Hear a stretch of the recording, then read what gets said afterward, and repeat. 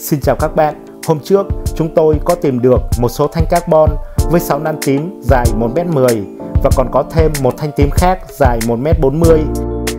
Kèm theo đó là một thanh phíp đen có đường kính 6 ly và còn có một thanh cáp quang 4 ly với chiều dài 1m. Rồi từ một đầu bên phải của thanh cáp quang ta sẽ đo vào 5cm và cẩn thận quấn đều dây trong khoảng đã vẽ dấu.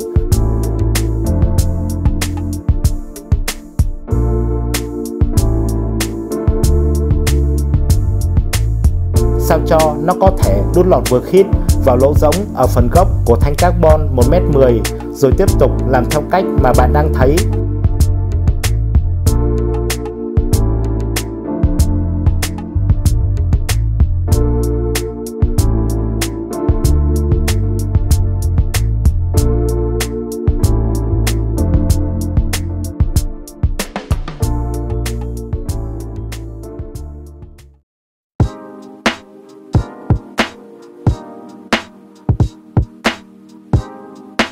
Và qua phía bên trái của thanh cáp quang làm tương tự giống như thế, để khi xong hai thanh carbon sẽ được liên kết vào hai đầu của thanh cáp, đồng thời nắn cong thanh cáp quang này vào và buộc cố định tại vị trí giao nhau, tạo ra một hình như bạn đang thấy. Sau đó ta sẽ xếp phần gốc của thanh 1m40 vào vòng của thân diều, sao cho đường thẳng của thanh được đi qua giữa tâm ở vòng như vậy, rồi mới buộc dây cố định tại tất cả các vị trí giao nhau của vòng và thanh. Đồng thời từ điểm mà bạn đang thấy ở phía cuối của vòng, ta sẽ đo xuống theo từng thanh 1m10, 50cm.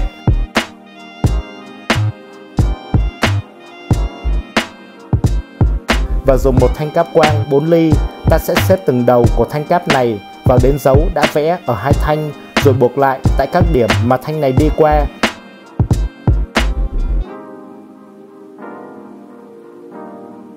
Tiếp đến, tôi sẽ dùng hai thanh cáp quang 2,5 ly có chiều dài bằng với khoảng rộng của từng bên ở phía cuối của các thanh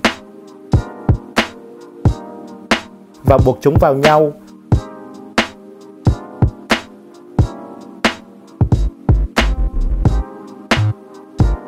Đồng thời buộc thêm dây để kéo thanh cáp lên một chút.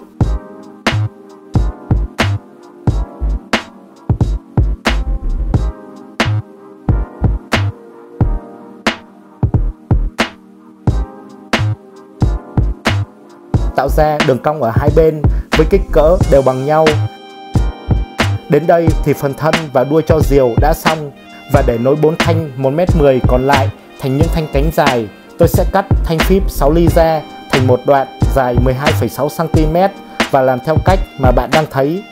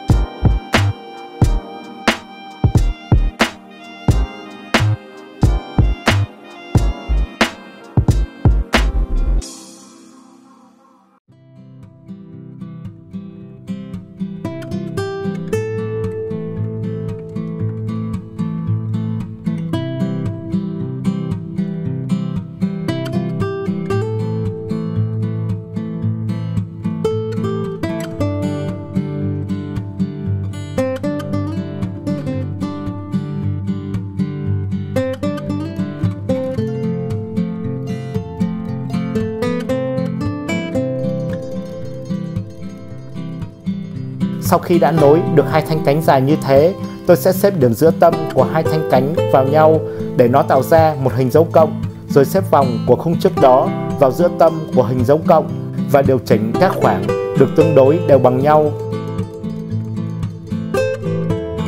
Rồi mới buộc lại ở tất cả các vị trí.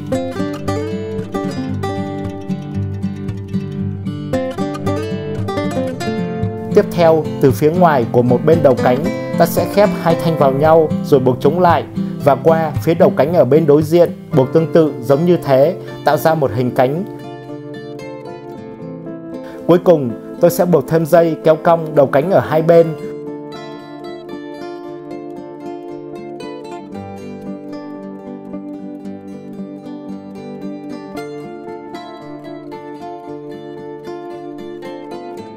Sao cho chúng đều có được một kích thước bằng nhau. Để xong được phần khung diều, bây giờ ta chỉ cần may thêm áo vào khung.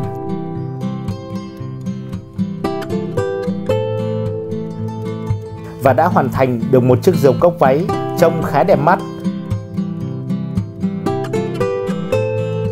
Hiện tại, ngoài trời nắng đang rất gắt, nhưng có chút gió đang thổi vi vu làm cho chúng tôi cảm thấy rất hào hứng và muốn thả ngay chiếc diều vừa mới được làm xong.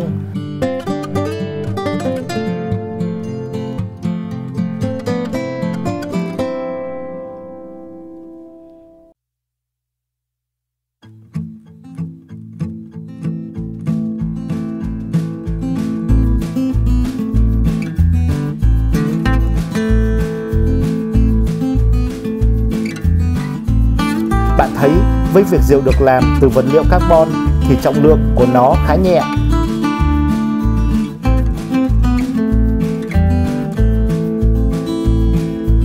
Giúp cho diều bay lên một cách rất dễ dàng.